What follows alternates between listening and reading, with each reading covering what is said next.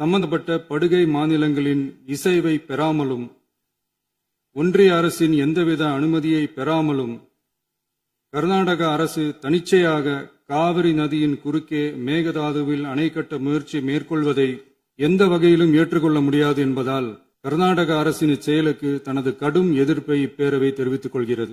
கர்நாடக அரசின் மேகதாது அணை திட்டத்திற்கு தொழில்நுட்பம், சுற்றுச்சூழல் உட்பட எவ்வித அனுமதியும் அளிக்கக்கூடாது என ஒன்றிய அரசை இப்பேரவை வலியுறுத்துகிறது.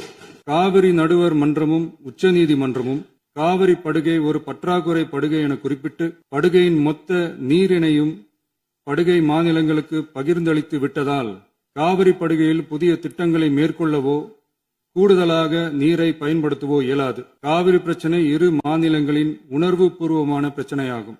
ஆதலால் கர்நாடக அரசு மேகதாதுவிலோ அல்லது காவிரி படுகையில் வேறு எந்த இடத்திலோ